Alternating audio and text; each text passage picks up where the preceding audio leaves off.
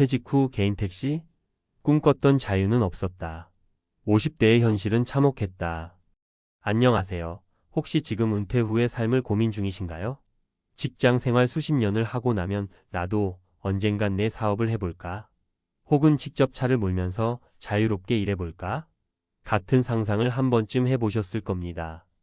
하지만 막상 퇴직하고 나면 세상이 예전 같지 않죠. 재취업도 쉽지 않고 체력도 떨어지고 모든 게 순식간에 바뀌니 마음도 덩달아 불안해집니다.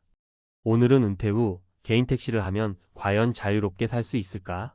라는 궁금증에서 시작해 실제로 퇴직 후 개인 택시 기사로 새 출발을 시도한 분들의 이야기를 나눠보려고 해요.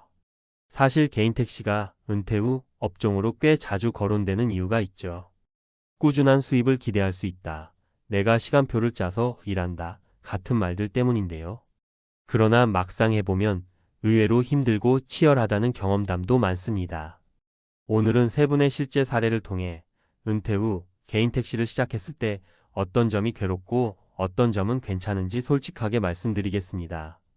이 글이 은퇴 준비하시는 분들에게 조금이나마 참고가 되길 바랍니다.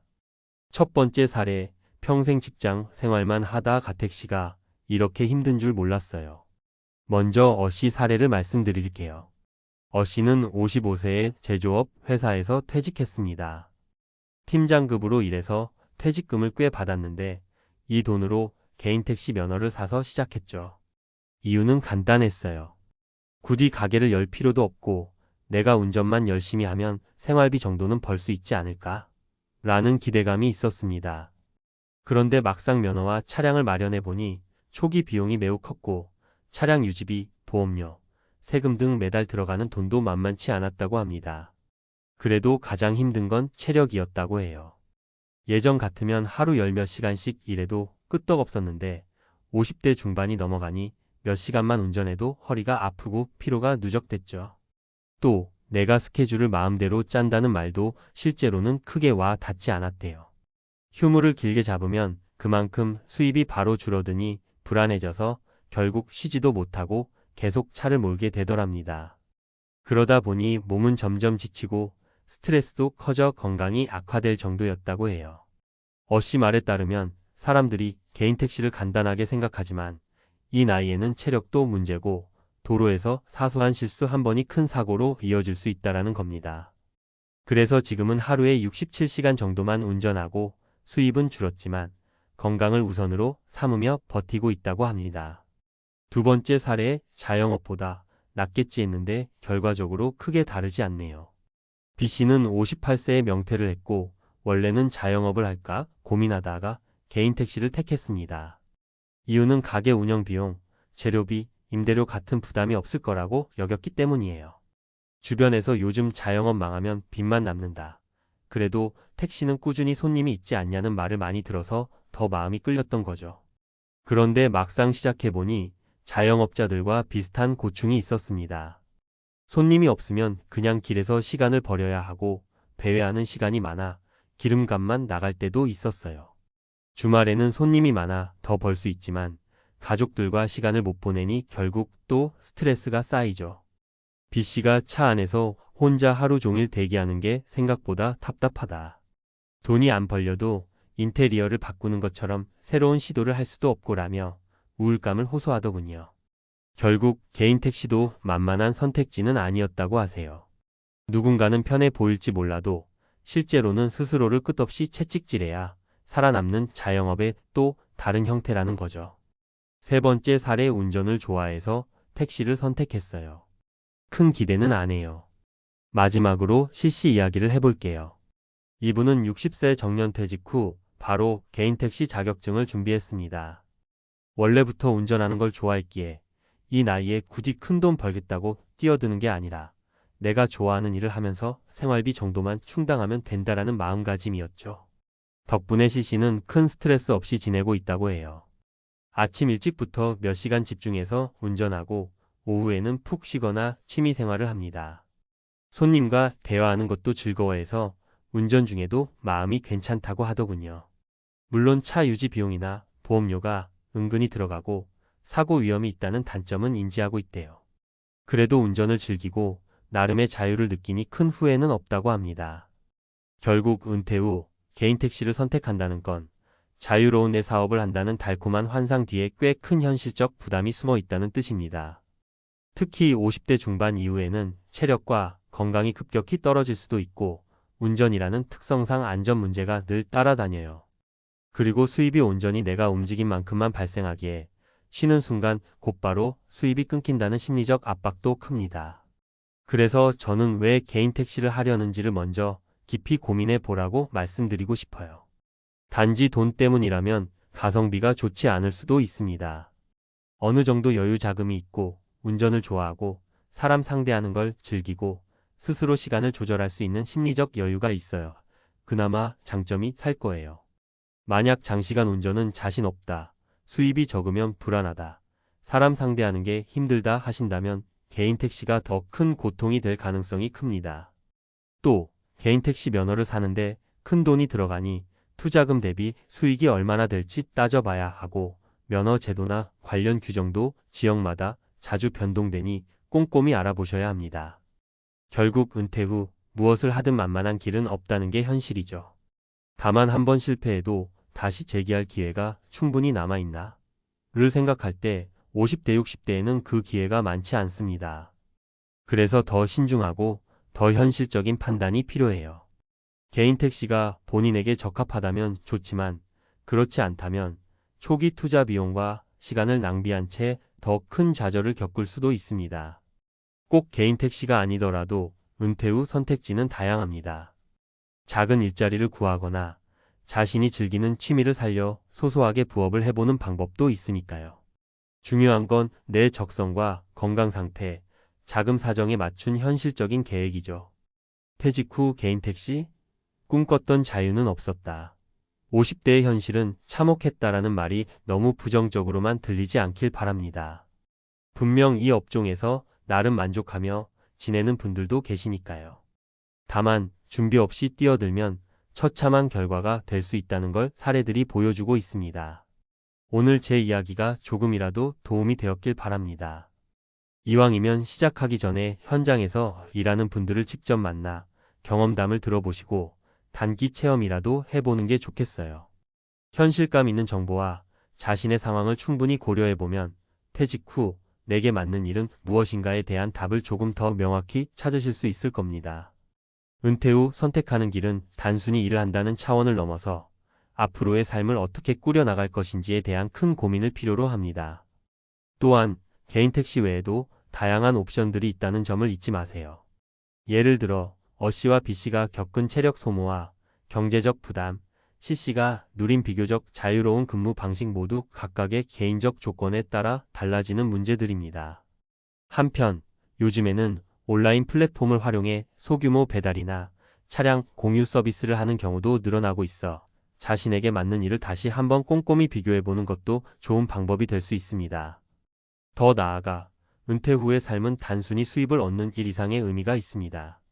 오랜 직장 생활 동안 쌓인 스트레스와 압박감에서 벗어나 자신만의 시간을 찾고 가족과의 소중한 시간을 보내거나 그동안 미뤄왔던 취미 생활을 즐기는 등 삶의 질을 높이는 방향으로 재정비할 필요가 있죠. 물론 경제적 안정을 포기할 수는 없지만 일과 삶의 균형을 어떻게 잡느냐에 따라 노후의 만족도는 크게 달라질 수 있습니다. 개인 택시를 선택하신 분들이라면 무엇보다도 꾸준한 자기 관리가 필수입니다. 매일 몇 시간씩 차 안에서 보내는 시간은 체력적으로나 정신적으로 부담이 되기 쉽기 때문에 정기적인 운동이나 충분한 휴식, 그리고 취미 생활을 통한 스트레스 해소 방법을 찾아야 합니다. 예를 들어 가까운 공원에서 산책을 하거나 동호회 활동에 참여하는 등의 작은 변화가 큰 도움이 될 수 있습니다. 또한 이 분야에서 성공하기 위해서는 네트워크의 중요성도 빼놓을 수 없습니다. 다른 개인 택시 기사분들과 정보를 공유하거나 관련 교육 프로그램에 참여해 최신 규정과 운행 팁을 배우는 것도 큰 자산이 될 수 있습니다. 그렇게 모은 정보와 경험은 단순한 생계 수단을 넘어서 스스로의 가치를 높이고 향후 새로운 도전의 밑거름이 될 수 있습니다. 마지막으로 은퇴 후의 선택은 언제나 자기 자신에 대한 믿음과 준비에서 시작된다는 점을 강조하고 싶습니다. 어느 한 분야에만 매달리지 않고 다양한 가능성을 열어두며 자신의 신체적, 정신적 상태를 솔직하게 평가하는 것이 중요합니다. 내가 정말 원하는 것이 무엇인가를 되돌아보고 그에 맞는 준비와 계획을 세운다면 비록 예상치 못한 어려움이 찾아오더라도 그 경험이 분명 더 큰 자산이 될 것입니다. 은퇴 후의 삶은 우리 모두에게 새로운 시작이며 그만큼 도전과 선택의 연속입니다. 이 글이 여러분에게 단순한 경고나 부정적인 이야기로 다가가지 않고 스스로의 삶을 재정비하는 데 한 가지 참고 자료가 되었으면 합니다. 각자의 상황에 맞춰 신중하게 선택하고 실패를 두려워하지 않는 도전 정신이 결국 더 밝은 내일로 이어지리라 믿습니다. 앞으로 어떤 길을 선택하시든 늘 건강과 행복, 그리고 자기 자신을 위한 끊임없는 노력이 함께 하시길 진심으로 바라며 여러분의 새로운 시작이 언제나 빛나는 결실로 이어지기를 기원합니다. 그렇게 오래 다녔으면 이제 좀 쉬어야지.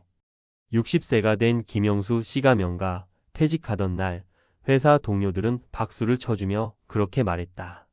퇴직금도 받았고 국민연금도 68세부터 받을 수 있다며 다들 이제부터 인생 이막이라며 부러워했다. 하지만 그로부터 1년 후 영수 씨는 새벽 4시 반에 마트로 출근하는 일용직이 되어 있었다.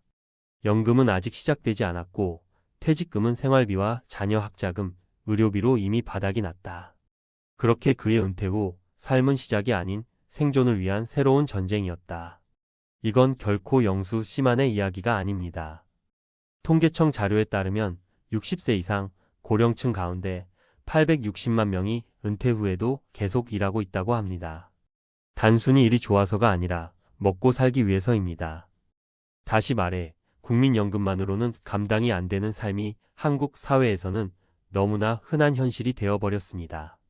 연금 받아도 부족한 이유, 대체 뭘 잘못한 걸까? 많은 사람들이 국민연금이라는 이름에 기대를 겁니다. 퇴직하면 매달 연금이 나오니 어찌 되었든 최저한의 생활은 가능할 거라고요. 하지만 현실은 생각보다 훨씬 냉정합니다. 현재 국민연금의 월 평균 수령액은 약 59만 원에 불과하고 여성은 그보다 훨씬 적은 39만 원 수준입니다. 이것은 생계 유지를 위한 최소 금액에도 훨씬 못 미치는 수준입니다. 여기에 건강보험료, 임대료, 식비, 약값 등을 고려하면 연금만으로는 한 달을 버티는 것도 벅찹니다. 사례 1. 교사 출신도 예외는 아니었다. 64세 여성의 현실. 이혜숙 씨는 30년 넘게 초등학교 교사로 일하고 퇴직한 후 매달 180만 원의 공무원 연금을 받고 있었습니다. 많은 사람이 부러워하는 수준이죠. 하지만 문제는 남편의 건강이었습니다. 당뇨와 고혈압으로 매달 병원에 드는 돈만 50만 원, 요양 간병비까지 합치면 100만 원이 넘는 의료비가 발생했습니다. 자녀에게 손을 벌릴 수도 없어 결국 이 씨는 마트 계산대에 다시 섰습니다. 나도 누군가의 어머니이고 할머니인데 이렇게 하루 종일 서서 일할 줄은 몰랐어요. 사례 2. 월세 45만 원, 전기요금만 20만 원 66세 자영업자 부부의 고백. 정인수 씨 부부는 50대 중반까지 작은 식당을 운영하며 나름 알뜰하게 살아왔습니다. 그러나 코로나 이후 폐업 이후 수입은 끊기고 생활비는 급증했습니다. 국민연금으로 받는 돈은 두 사람 합쳐 110만 원, 하지만 월세 45만 원, 전기가스요금, 통신비만 해도 벌써 70만 원을 넘깁니다. 그래서요, 요즘은 배달 대행 알바합니다. 아내는 콜센터 단기직 알아보고 있고요. 정 씨는 인터뷰 끝에 우리가 뭘 그렇게 잘못한 걸까요? 라고 말하며 눈시울을 붉혔습니다. 사례 3. 대기업 출신 58세, 택배 분류 알바 중 은퇴는 사치가 된 시대. 유명 대기업 부장으로 30년을 채우고 퇴직한 박정훈 씨는 퇴직 당시만 해도 자신이 은퇴 실패자가 될 거라고 상상하지 못했습니다. 수억 원의 퇴직금을 받았고 국민연금도 착실히 준비했습니다. 하지만 자녀 유학비, 주택 대출 상환, 노모 병원비가 겹치면서 순식간에 모든 예금이 바닥났습니다. 결국 그는 밤 10시부터 새벽 4시까지 택배 분류장에서 일하고 낮에는 소형차로 대리운전 알바까지 병행 중입니다. 몸이 힘든 건 참겠는데 마음이 무너지는 건 쉽지 않더군요. 당신의 노후 준비되셨습니까? 많은 사람들이 나는 다르겠지라고 생각합니다. 연금도 있고 퇴직금도 있을 테니 괜찮을 거라고. 하지만 중요한 건 현금 흐름이 끊기면 삶 전체가 흔들린다는 겁니다. 퇴직 이후에도 계속 현금을 만들 수 있는 구조, 즉 임대 수익, 소액 자영업, 유튜브나 블로그 같은 1인 미디어 혹은 작은 투자 수익이라도 꾸준히 흘러들어오는 구조가 없다면 일하다 죽는 노후는 결코 남의 일이 아닙니다. 전문가 조언 노후를 위한 현금 흐름 설계가 필수입니다. 연금만 믿지 말고 최소 2개의 수익 파이프라인을 만들어야 합니다. 연금 부동산 임대, 연금 금융 배당, 연금 소액 온라인 수입 등 최소 2개 이상의 조합이 필요합니다. 지출 통제력이 수입보다 더 중요해집니다. 소비 습관을 미리 바꾸지 않으면 아무리 돈이 많아도 금방 고갈됩니다. 노후에도 일할 능력을 유지하는 것이 자산입니다. 건강, 지식, 기술을 꾸준히 관리하고 최소한의 노동 수익은 남겨두는 구조를 설계해야 합니다. 퇴직은 끝이 아니라 새로운 시작입니다. 하지만 그 시작이 지옥 같은 생존이 되지 않으려면 지금부터 현금 흐름을 고민해야 합니다. 국민연금만으로는 절대 부족합니다. 지금 내 노후의 미래가 바로 오늘의 작은 선택에 달려 있습니다. 이제 묻겠습니다. 당신의 노후 통장에는 매달 흐르는 돈이 있습니까? 아니라면 지금이 마지막 기회입니다. 이제부터는 앞서 이야기한 은퇴 후 현금 흐름 제로의 충격을 현실적으로 벗어날 수 있도록 전문가의 시각에서 구체적이고 실천 가능한 방법을 알려드릴게요. 딱딱한 이론보다 여러분이 당장 실천할 수 있는 전략을 중심으로 말씀드리겠습니다. 1. 국민연금만으로는 부족하다는 사실을 인정해야 시작됩니다. 많은 분들이 국민연금 받으면 그래도 밥은 먹고 살지 않겠나 하는 생각을 갖고 계세요. 그런데 현실은 냉정합니다. 2025년 기준 국민연금 월 평균 수령액은 약 59만 원, 여성은 그보다 적은 39만 원입니다. 서울 기준으로 1인 가구 최저 생계비가 약 130만 원 이상인 걸 감안하면 이건 기초생활에도 한참 못 미치는 수준입니다. 즉 국민연금은 기본 보조수단일 뿐 주수 입원이 될 수는 없습니다. 2. 은퇴 전에 현금이 계속 들어오는 구조를 만들어야 합니다.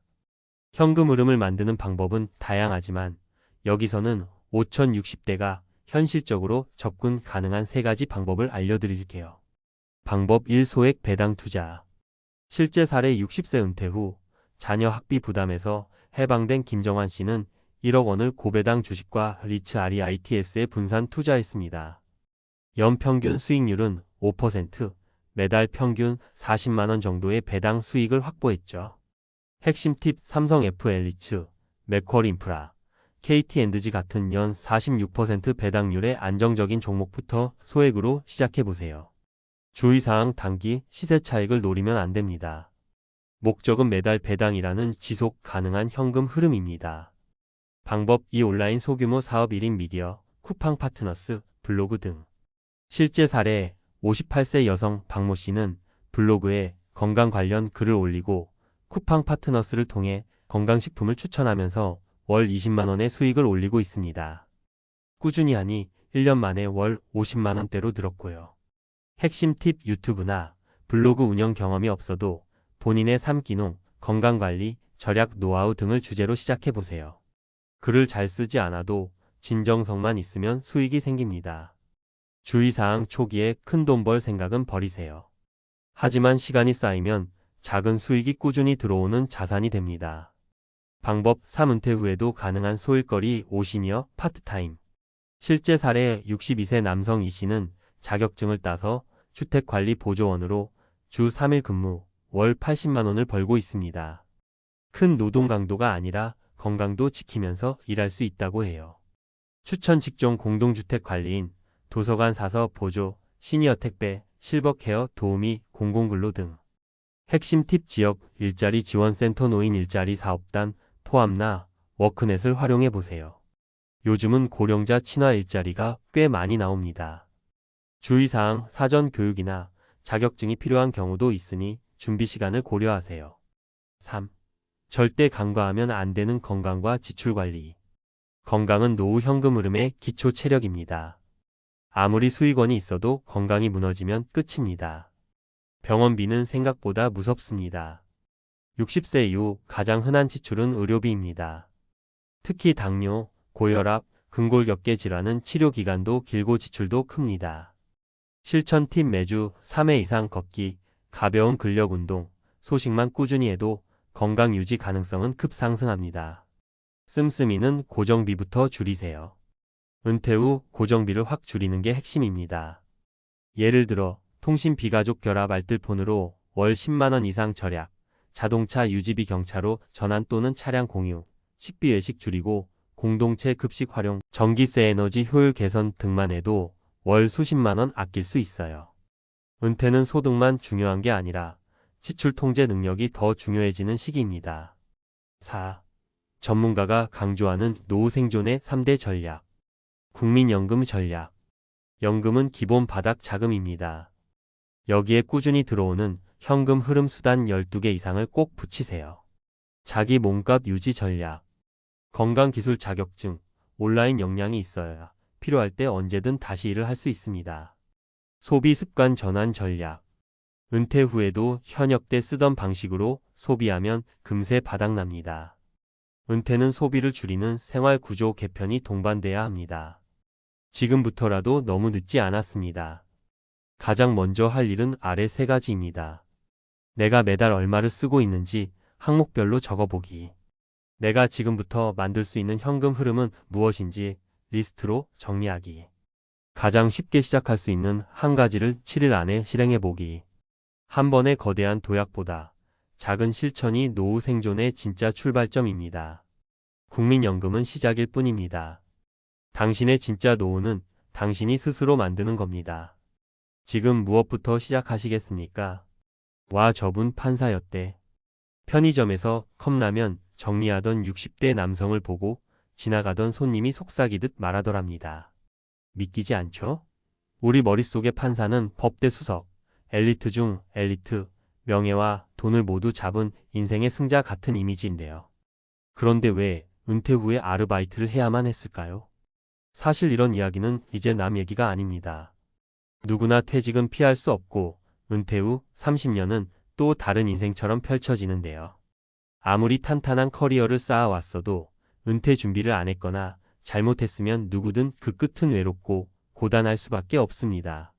오늘은 이 사법고시 출신 판사의 이야기를 통해 우리가 꼭 짚어봐야 할 은퇴 후 삶의 현실과 준비 포인트를 이야기해 보려 합니다. 본문 1. 명예로운 퇴직 뒤에 남겨진 건 고정비뿐이었다. 그 판사님은요, 늘 바쁜 법원 생활 속에서도 나는 은퇴 걱정 따윈 안 해도 돼 하고 생각하셨대요. 연봉도 꽤 있었고 집도 있었고 주변에서도 당신은 성공했으니 노후는 편하겠네요 라고 말해줬죠. 그런데 정작 은퇴하고 보니 돈이 문제였어요. 왜냐고요?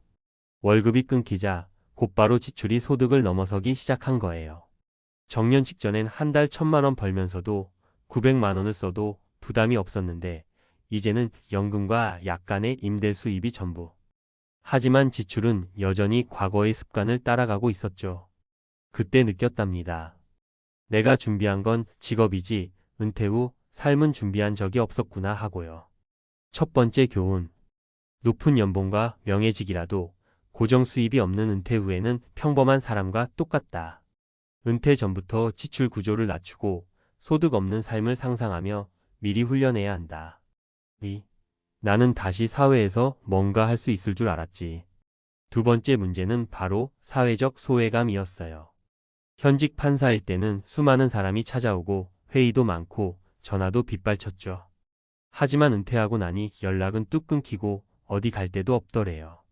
내가 법만 안다면 뭐하나, 쓸모 있는 사람이 아니라면 아무도 찾지 않는데. 이게 진짜 무서운 거예요. 사회에서의 정체성과 연결이 끊긴 그 순간부터 심리적 은퇴 우울증이 시작되기 시작한 거죠.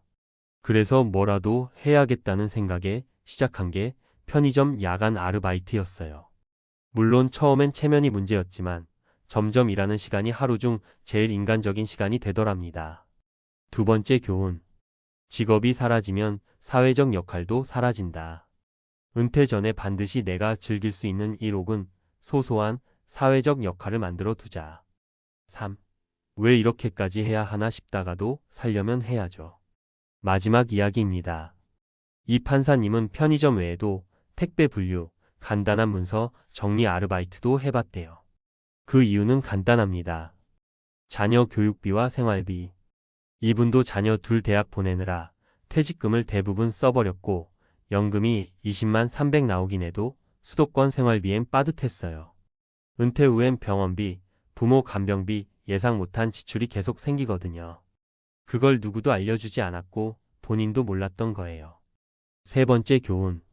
은퇴 후에도 지속적인 소득을 만들 수 있는 방법을 찾아놔야 한다. 월 50만 원이라도 내 손으로 버는 돈이 심리적 안정감을 만든다. 마무리. 판사였던 이분의 이야기를 듣고 나는 저 정도는 아니니까 괜찮아라고 생각하면 안 돼요. 우리 모두가 퇴직 후엔 소득도, 역할도, 인간관계도 재구성해야 하는 존재가 됩니다. 아무리 멋진 직함을 달고 살았던 사람도 그 다음을 준비하지 않으면 결국 편의점 혹은 더 힘든 자리에서 생계를 고민해야 하는 현실. 그게 지금 대한민국 60대들의 진짜 이야기예요. 꼭 기억하세요. 명예로운 직함은 지금까지만 유효하다. 은퇴 후엔 나도 시장의 소비자일 뿐. 사회적 역할, 자존감을 지킬 작은 일 하나라도 미리 만들어 두자. 은퇴 후 수입은 줄고 변수는 늘어난다. 자녀 지원보다 내 삶의 지속성을 먼저 생각하자. 당신은 지금 어떤 준비를 하고 있나요? 늦지 않았습니다. 지금부터라도 지출을 줄이고 수입을 분산하고 역할을 바꾸는 훈련을 시작해 보세요. 엘리트가 아니라 준비된 사람이 은퇴 후에도 웃습니다. 전문가 칼럼. 은퇴 후 삶의 현실, 사법고시 출신 판사도 예외는 아니었다. 지금 준비하지 않으면 누구에게나 탁칠 수 있는 은퇴의 함정. 사법고시 출신 판사라는 직업은 우리 사회에서 최고의 엘리트로 분류됩니다. 그러나 명예롭고 안정적인 직업을 가졌던 이들도 은퇴 후에는 전혀 다른 현실에 직면하게 됩니다. 실제로 63세에 정년퇴직한 한 전직 판사는 현재 편의점 야간 아르바이트를 하며 생활비를 벌고 있습니다. 이 사례는 단순한 개인의 이야기가 아닌 대한민국의 은퇴 준비 실태와 은퇴 후 리스크를 상징적으로 보여주는 장면입니다. 은퇴 후 삶은 소득, 역할, 정체성의 세 축이 무너지는 시기입니다. 이제부터 이 칼럼에서는 은퇴 후 대표적인 세 가지 리스크와 그에 대한 대응 전략을 소개하겠습니다. 1. 고소득자도 무너지는 지출 구조의 함정. 많은 사람들이 소득이 높았던 사람은 노후에도 여유롭다고 생각합니다. 그러나 문제는 은퇴 후에도 지출 습관은 그대로 유지되기 쉽다는 점입니다.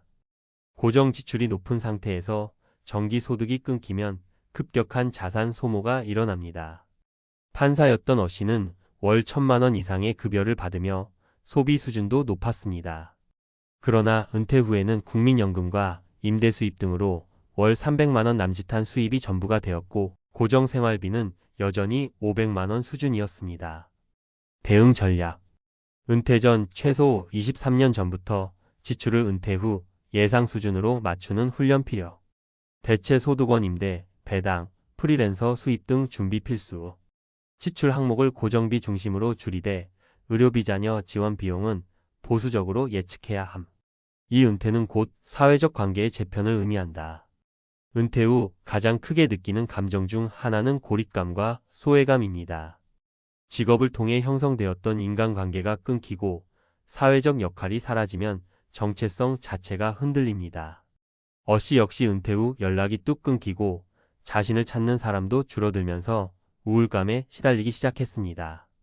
결국 사람을 만나고 싶다는 이유로 야간 편의점 아르바이트를 시작했고 오히려 그 일이 일상에 활력을 주는 유일한 시간이 되었습니다. 대응 전략. 은퇴 전 직업 외에 사회적 역할을 만들어 둘 것 봉사활동, 커뮤니티 참여, 취미 모임 등 사회적 연결망이 유지될 수 있는 소소한 일거리나 소셜 활동을 주기적으로 병행. 심리적 안정성을 위해 혼자서도 의미 있는 시간을 보내는 역량 훈련이 필요. 3. 예상보다 빠르게 소모되는 자산과 체력의 한계. 어 씨는 자녀 교육비와 부모 부양비로 상당한 자산을 은퇴 전에 소진했습니다. 퇴직금은 단기간 내 사라졌고 예상치 못한 병원비나 생계비는 꾸준히 지출되고 있습니다. 문제는 이러한 지출이 생각보다 빠르고 고령으로 갈수록 소득 활동은 줄어든다는 점입니다. 은퇴 3년 차에 접어들며 그는 택배 분류, 문서 정리, 아르바이트 등 다양한 소득원을 찾았지만 체력 저하로 인해 오래 지속할 수 없었습니다. 결국 노동을 통해 수입을 유지한다는 계획은 실현되기 어려웠습니다. 대응 전략. 60세 이후 수입은 노동이 아닌 자산 소득 중심으로 전환 필요. 은퇴 전 건강관리 및 체력 유지가 중요 질병은 곧 지출이자 소득 단절의 원인. 가능하다면 정년 이전에 노후형 일자리를 미리 경험해보고 적응 훈련 진행. 전문가가 권하는 은퇴 준비 3단계 플랜.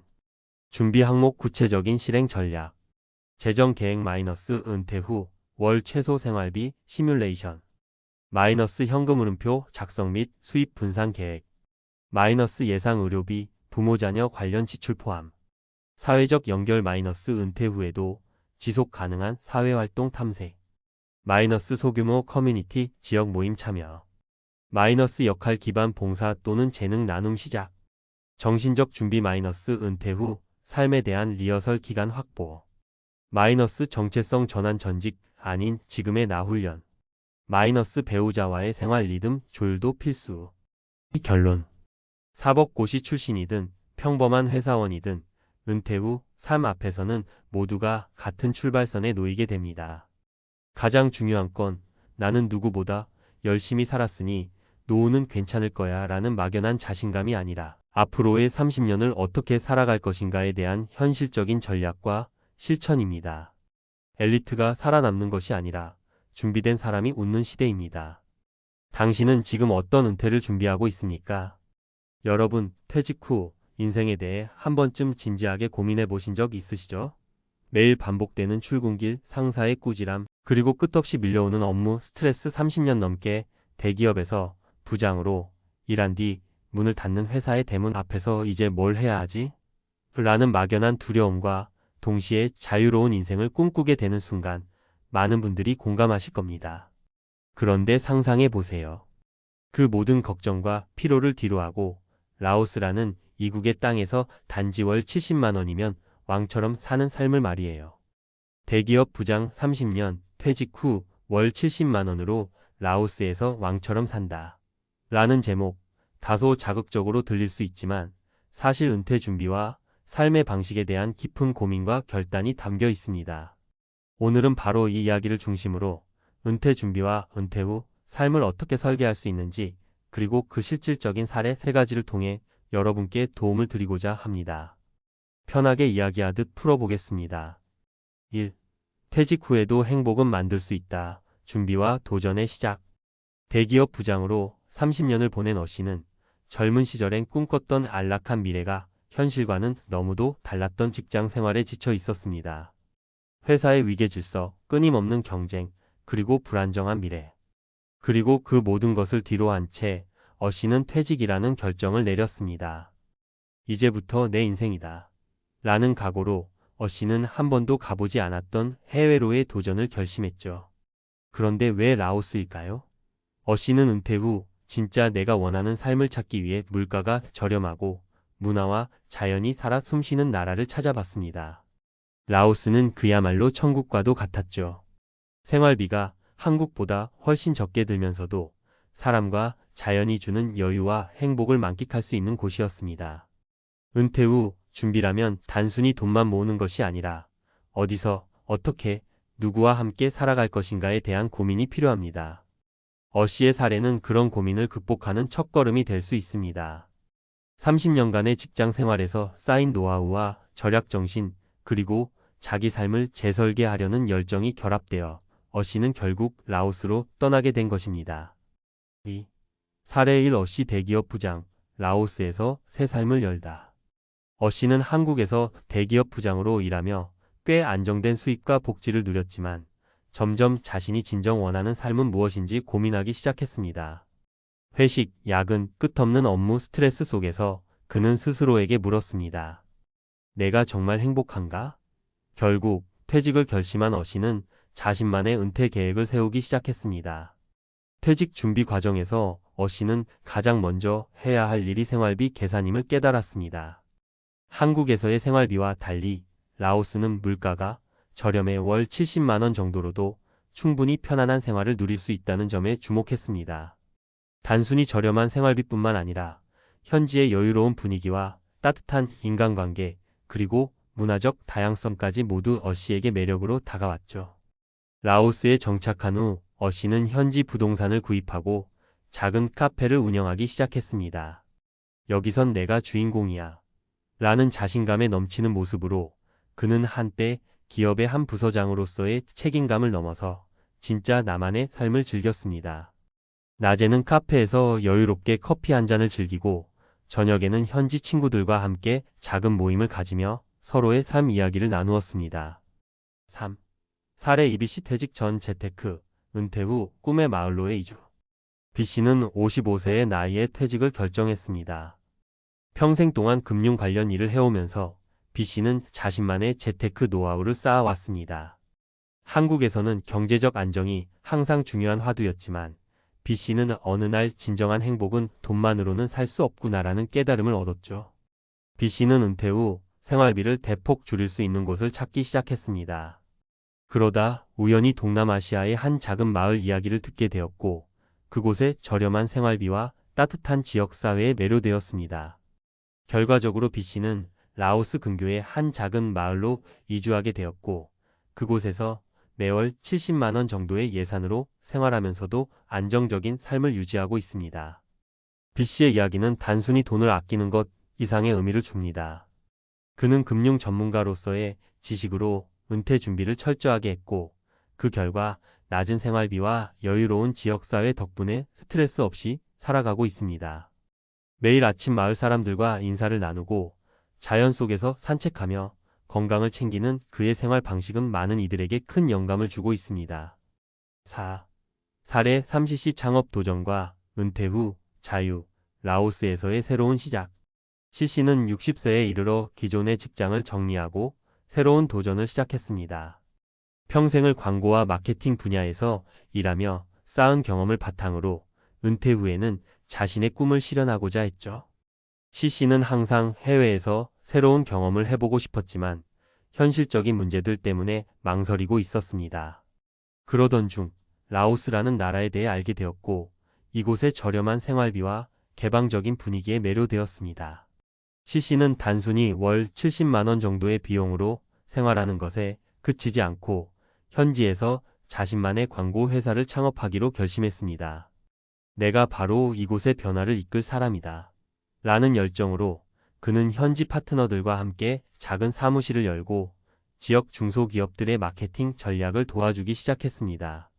C씨의 경우 단순히 은퇴 후의 생활비 절감이 아니라 새로운 도전을 통해 자기 가치를 재발견하는 계기가 되었습니다. 라오스에서의 생활은 그에게 경제적인 자유뿐 아니라 창업가로서의 자부심과 보람을 선사했습니다. 그리고 이 과정에서 C씨는 은퇴 후에도 할 일이 있다면 인생은 끝이 아니라 새로운 시작이다 라는 메시지를 주변 사람들에게 전파하고 있습니다. 5. 은퇴 준비, 그리고 도전 지금 시작해보세요. 이 세 가지 사례를 통해 알 수 있는 것은 은퇴 후의 삶이 단순히 남은 시간을 버티는 삶이 아니라 새로운 기회를 찾고 도전하는 시간이라는 점입니다. C, B씨, 그리고 C씨 모두 자신만의 방식으로 은퇴 후의 삶을 설계했고 그 결과 각자의 행복을 찾고 있습니다. 물론 모두에게 맞는 정답은 없겠지만 공통적으로 보이는 것은 철저한 준비와 용기입니다. 은퇴 준비라면 우선 자신의 생활 패턴과 우선순위를 다시 한번 점검해 보세요. 생활비 절감 현지의 생활비를 조사해보고 현재의 소비 습관을 바꾸어 보는 것도 큰 도움이 됩니다. 재테크와 투자, 안정적인 수입원을 만들기 위해 재테크나 투자 방법을 모색하는 것도 좋은 방법입니다. 새로운 도전 은퇴 후에도 할 일이 있다면 그것이 어떤 형태이든 간에 도전해 보세요. 작은 창업이나 취미생활, 자원봉사 등 무엇이든 좋습니다.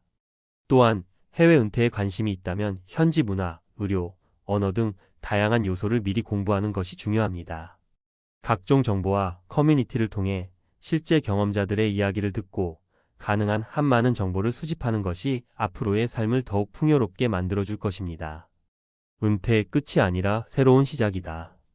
우리는 흔히 은퇴를 인생의 막바지 또는 끝으로 생각하기 쉽습니다. 하지만 사실 은퇴란 지금까지 살아온 인생의 한 단면을 정리하고 새로운 페이지를 열어가는 소중한 기회입니다.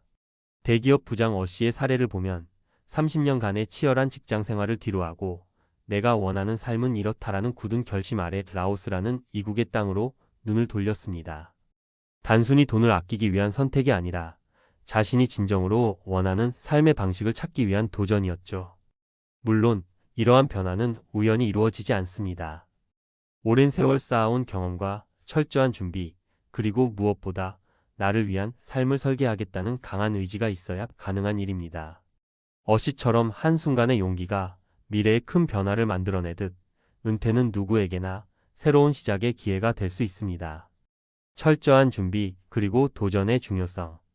은퇴 준비라 하면 가장 먼저 떠오르는 것은 재정적 준비일 것입니다. 물론 경제적 안정을 위한 준비는 필수적입니다. 하지만 진짜 중요한 건 퇴직 후 내가 어떤 삶을 살아가고 싶은지, 무엇을 추구할 것인지에 대한 내면의 성찰입니다. 예를 들어 어씨는 30년간 대기업 부장으로서 막중한 책임과 스트레스를 겪어오면서 점점 내 인생의 주인은 나다라는 생각을 하게 되었습니다. 그래서 그는 은퇴 전부터 라오스의 생활비, 의료 시스템, 문화적 환경 등을 꼼꼼히 조사했고 월 70만 원 정도의 예산으로도 충분히 행복한 삶을 누릴 수 있다는 결론에 도달했습니다. 여기서 주목할 점은 은퇴 준비가 단순한 저축이나 투자만이 아니라 어디서, 어떻게, 누구와 함께 살아갈 것인지에 대한 인생 설계라는 점입니다. 어씨의 사례는 단순한 비용 절감 이상의 의미를 갖습니다. 그는 새로운 환경에서 자신만의 방식으로 시간을 보내며 매일 아침 현지인들과 인사를 나누고 여유로운 오후를 즐기며 삶의 질을 높였습니다. 이런 경험은 그가 쌓아온 커리어의 무게를 벗어던지고 진정한 나로 살아갈 수 있게 하는 계기가 되었습니다. 다양한 은퇴 전략 사례로 보는 세 가지 이야기. 은퇴 후 삶을 설계하는 방법은 사람마다 다를 수밖에 없습니다. 오늘은 어씨 외에도 두 가지 사례, 즉 B씨와 C씨의 이야기를 통해 각각의 전략을 살펴보겠습니다. 1. 재테크의 달인 B씨 경제적 자립과 소박한 행복. B씨는 평생 금융 분야에서 일하며 재테크의 중요성을 누구보다 잘 알고 있었습니다. 그동안 여러 투자와 자산 분산을 통해 은퇴 후에도 경제적 안정을 확보해왔던 그는 퇴직 후 비싼 물가에 시달리는 삶 대신 라오스의 한 작은 마을로 이주하기로 결정했습니다. 라오스는 생활비가 낮을 뿐만 아니라 따뜻한 인간미가 넘치는 지역 사회가 매력적입니다. B씨는 매일 아침 이웃들과 얼굴을 맞대며 인사를 나누고 작은 마을 공동체 속에서 서로 도우며 살아가는 생활 속에서 큰 만족감을 얻고 있습니다. 그의 사례는 재테크와 투자, 그리고 지역 사회와의 따뜻한 교류가 얼마나 큰 행복을 가져다 줄 수 있는지를 보여줍니다. 2. 창업 도전가 C씨 은퇴 후에도 도전은 계속된다. C씨는 오랜 광고와 마케팅 경력을 바탕으로 퇴직 후에도 자신만의 가치를 증명하고자 하는 열망이 강했습니다. 단순히 정착해 시간을 보내기보다는 현지에서 자신의 꿈을 펼치기로 한 것이죠. 라오스에서 C씨는 소규모 광고회사를 창업하여 현지 기업들을 대상으로 마케팅 컨설팅을 진행하기 시작했습니다. 초기에는 한국에서 쌓은 경험과 노하우를 바탕으로 시작했지만 곧 현지 시장에 맞는 독자적인 전략을 구사하며 자신만의 영역을 구축했습니다. C씨의 도전은 은퇴가 단순히 휴식의 시간이 아니라 새로운 기회를 모색하는 창업의 기회가 될 수 있다는 강력한 메시지를 전해줍니다. 3. 어씨 자유와 여유를 선택한 삶. 앞서 소개한 어씨의 사례는 그동안 쌓아온 직장 생활의 굴레에서 벗어나 내가 원하는 삶을 찾아가는 대표적인 예입니다. 30년간의 대기업 근무를 마치고 자신만의 시간을 갖기 위해 라오스로 떠난 어씨는 단순한 물질적 풍요를 넘어서 정신적, 감정적 풍요로움까지 느낄 수 있는 생활 방식을 선택했습니다. 현지의 여유로운 분위기, 따뜻한 인간관계, 그리고 자연과 함께하는 일상 속에서 그는 진정한 행복을 찾고 있습니다. 전문가가 전하는 은퇴 준비 팁. 이제 은퇴 준비에 대해 조금 더 구체적인 팁을 나누어 보고자 합니다. 여러분이 은퇴 후에도 당당하고 행복하게 살아갈 수 있도록 몇 가지 핵심 사항을 정리해 보았습니다. 첫째, 자신의 가치와 목표를 재정립하라. 은퇴 준비는 단순히 돈을 모으는 문제가 아닙니다. 내가 왜, 어떻게 은퇴를 준비해야 하는지, 그리고 은퇴 후에 어떤 삶을 살고 싶은지를 먼저 명확히 해야 합니다. 내가 정말 원하는 것은 무엇인가? 라는 질문에 스스로 답을 찾아보세요. 둘째, 철저한 재정 계획을 세우라. 은퇴 후의 생활비, 의료비, 예기치 못한 비용 등을 모두 고려하여 구체적인 예산을 마련하는 것이 중요합니다. 각국의 생활비나 환율, 현지에서 필요한 비용들을 꼼꼼히 조사한 후 나에게 맞는 재정 계획을 세우는 것이 필수적입니다. 셋째, 새로운 도전을 두려워하지 말라. 은퇴 후에도 삶은 계속됩니다. 오랜 직장 생활이 끝났다고 해서 성장이나 도전이 멈추는 것은 아닙니다. 창업, 취미생활, 자원봉사, 혹은 새로운 학문에 도전하는 등 자신이 관심 있고 열정을 느낄 수 있는 분야에 뛰어들어 보세요. 새로운 도전은 여러분에게 또 다른 활력소가 되어줄 것입니다. 넷째, 현지 정보 수집과 네트워크 형성을 게을리하지 말라. 특히 해외 은퇴를 고려 중이라면 해당 국가의 문화, 언어, 의료체계, 생활 환경 등에 대해 철저하게 조사해 보세요. 직접 방문해 보거나 현지에 정착한 사람들의 이야기를 듣는 것도 큰 도움이 됩니다. 온라인 커뮤니티나 세미나 등을 통해 정보 교류를 활발히 하는 것도 좋은 방법입니다. 다섯째, 건강 관리에 신경 쓰자. 은퇴 후의 삶을 오래도록 즐기기 위해서는 신체적, 정신적 건강 관리가 필수입니다. 꾸준한 운동과 올바른 식습관, 그리고 정기적인 건강 검진을 통해 건강을 유지하는 것이 무엇보다 중요합니다. 라오스의 경우 온화한 기후와 자연 친화적인 환경 덕분에 건강 관리에 유리한 조건을 갖추고 있기도 합니다. 마치며 은퇴 후의 삶을 내 손으로 설계하라. 여러분, 은퇴는 결코 끝이 아닙니다. 오히려 그동안의 경험과 노력을 바탕으로 새로운 인생을 설계할 수 있는 값진 기회입니다. 대기업 부장으로서 30년간 일해온 분들이라 할지라도 은퇴 후에는 자신만의 방식으로 삶의 주인공이 될 수 있습니다. BCC의 이야기는 단순히 한 나라에서 살기 위한 생활비 절감의 문제가 아니라 오랜 커리어를 뒤로 한 채 자신이 진정으로 원하는 행복과 자유를 찾기 위한 도전의 결과임을 보여줍니다. 은퇴 준비와 계획은 지금 이 순간부터 시작할 수 있습니다. 여러분도 내 인생의 주인공이 되어 두려움 대신 도전을 선택해보세요. 재정 계획, 건강 관리, 그리고 끊임없는 자기 개발과 인간관계의 확장은 여러분의 은퇴 후 삶을 더욱 풍요롭게 만들어줄 것입니다. 오늘 이 칼럼이 여러분에게 작은 영감과 실질적인 도움이 되길 바라며 앞으로 맞이할 새로운 시작에 대한 기대와 용기를 전해드립니다. 은퇴 후의 삶은 여러분이 만들어가는 것이며 그 속에서 만나는 모든 경험이 여러분의 인생을 더욱 빛나게 할 것입니다. 두려움 없이 당당하게 여러분만의 미래를 설계해 나가시길 응원합니다. 여기까지 전문가의 칼럼 형식으로 풀어본 은퇴 준비와 도전의 이야기를 통해 여러분도 은퇴를 새로운 시작의 기회로 삼아 진정한 행복을 누리실 수 있기를 진심으로 바랍니다.